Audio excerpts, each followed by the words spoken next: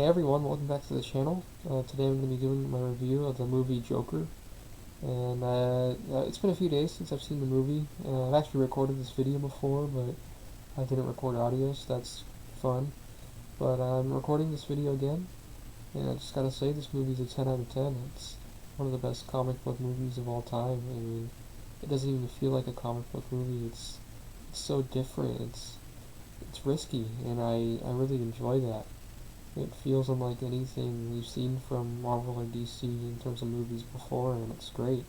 I'm glad they took this risk. It's this nihilistic, depressing take on our society and how it fails people, how people fall through the cracks. You know, people who live in poverty or suffer from mental illness, and this is analogs for other forms of oppression, but this really shows how, you know, our over-militarizing of the police and our inept social reforms and programs let people down, and they breed the very violence that we fear. And for anybody worried that this movie is promoting, you know, violent behavior or school shootings and mass shootings or serial killers, is, you know, those are unfounded concerns. Because this movie lets you empathize with the Joker or Arthur Fleck as he begins in this take, but while you empathize with him, it doesn't condone him, which is such a hard line to teeter. This movie never crosses it. It never glorifies his behavior or paints it as, like, you know, deserved. Not really. I mean, he gets payback on some people, but you still know at the same time what he's doing is wrong. And I think it's really clever on everybody involved in this movie that they were able to pull this off. It's really impressive. And, you know, this is a commentary on the very violence that people are worried that this movie will promote.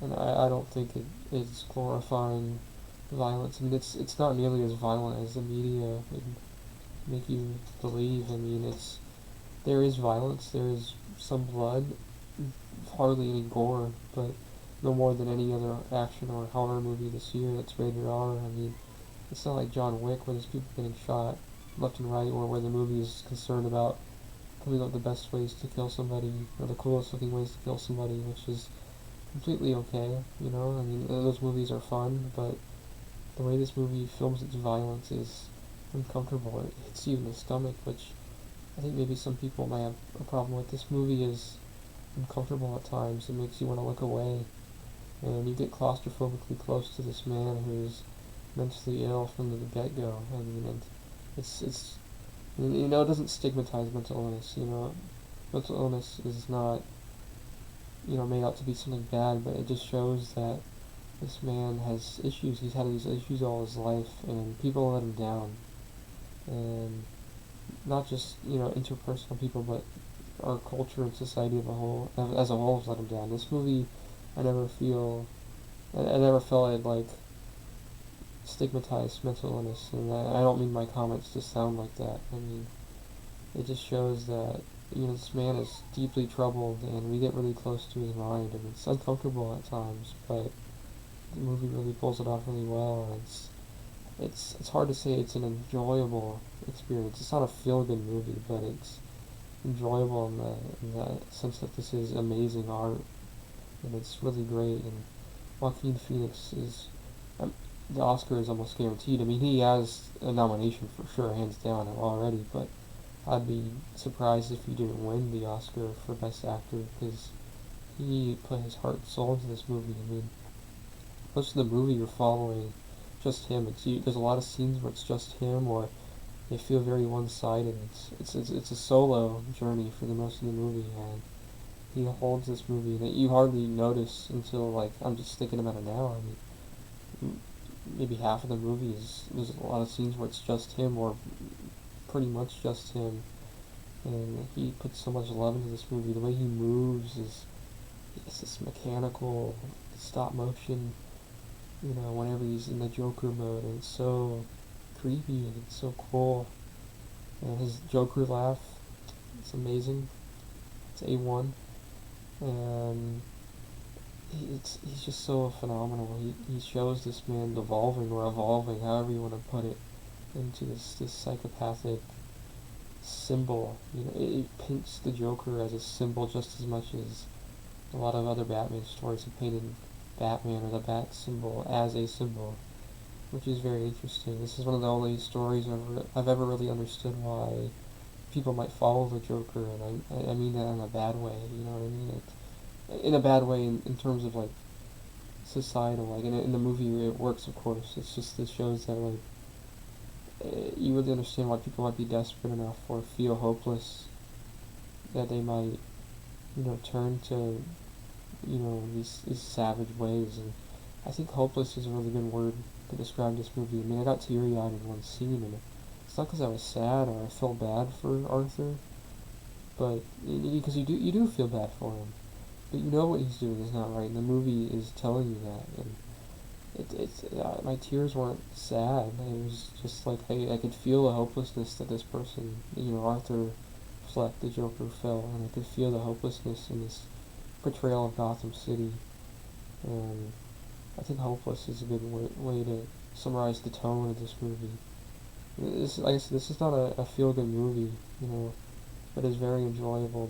And speaking to Gotham again, the way it's portrayed is it's almost like its own character, and it's very grounded Gotham, but the cinematography is beautiful. This amazing imagery. It's grimy without ever being too dark. Like, you can always see things. It's Gotham has always been an over-exaggerated analog to real-life cities, and Gotham's no different here. There's riots and protests that feel just as much like something that could happen today, just to the extreme, which I think is appropriate for Gotham, and it really works for this movie. And it's, like I said, all the performances, Robert De Niro, Zazie Beetz, the rest of the cast, they're all amazing. Joaquin Phoenix, amazing. It's hard to, like I said, it's hard to compare this movie or any one part of this movie or any actor to any other version of Gotham, like the Joker or the Batman mythos, because it is very different. But this is a universe that's a little different, and you can kind of interpret for yourself, but there might be a different reason for why Batman might have to exist in this world. I mean, this movie shows that just throwing money at a problem, or throwing money at the wrong things is not the way to solve it. That's why we need a Batman, maybe. And there's a really cool dichotomy. I don't want to spoil. I'm not going to spoil anything in this movie, but there is a really cool scene where you see both hopelessness and hope being born at the same time in Gotham, and it's really amazing. This whole movie is just amazing. It starts off slow. It can feel a little slow at first, but it's on purpose. It's a slow burn of a movie. There's not a lot of action in this movie, but by the time I got to the end of the 2 hours, it's like 2 hours and 2 minutes. By the time I got to the end of it, I was just waiting for more because I just wanted to see more of Joaquin Phoenix and doing his thing. And the movie's just so amazing. It's such an experience, and everybody in my theaters, it was packed. I mean, everybody in my theater was, very happy just from what I could overhear. And I just gotta say, you have to go see this movie. It's very uncomfortable. It's violent, but it's not. I don't think it's overly violent. Like, I feel like it's enough that you can kind of look away if you have to, but I don't think it's like glorified or over dramatized. It's not distasteful. It's not crude, and it's what you would expect from a Joker, movie, and it's also what you won't expect from a Joker movie. I mean, this is a different origin for the Joker, and the Joker normally doesn't have an origin, and this definitely takes cues from some other Joker stories, The Killing Joke in particular, and this movie. Another thing I really liked about this movie is that it doesn't like say things aloud. It's a quiet movie sometimes. It doesn't have to spell things out for the audience. I mean, there's like sequences in the mind that take place in the mind without. It doesn't need to be blurry edges to show you that this is a dream or a daydream or a hallucination. I mean, it just happens, and it doesn't need to spell out what it's doing to the audience. It doesn't underestimate your intelligence as a viewer, which I think is really fun. And a little different than a comic book movie usually. Comic book movies sometimes do have to appeal to a little bit of a wider audience and do kind of spell things out for people. That's just blockbusters in general. And this is a blockbuster, but at the same time, it's an R-rated, you know, psychological, societal piece it's really haunting. The score too. I was thinking of haunting. The score is haunting. You get the original composition is it's just this haunting cello that plays. It's a Joker theme, and it's so sad. It's scary, which I think is a perfect label for this version of the Joker on top of the hopelessness. And there's a lot of music in the movie that's very old school music that's it's got a dichotomy. It's very cheery, swingy, and it goes against the kind of griminess and grit of the rest of the movie. Just gotta say, yeah, go see this movie. 10 out of 10. I can't think of anything wrong with it, and not major that would bump it down. It's an experience, and I think you'll really enjoy it. One more thing before I go, just a quick shout out. One of my friends has a podcast. It's a podcast called Color Me Nerd. She's an amazing podcaster. She talks about the intersection of nerd culture, comic books, video games, movies, TV shows, and how nerd culture intersects with, racial culture, being, mixed or a minority or being a woman, etc., etc. And she gives her own unique take on different topics, and she's doing a Joker review as well. She has amazing episodes. I believe she has 4 out right now, 4 or 5 at the time of this video. Correct me if I'm wrong. And I'll link her Instagram page below. She'll have a link in there to her Spotify and other places you can listen to her podcast. But I definitely recommend. And so thanks for listening, guys. Go see the Joker.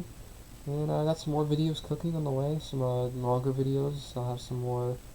I'll have graphics and images in. It's been a little busy lately, but I'll have those on the way. So take care. Bye.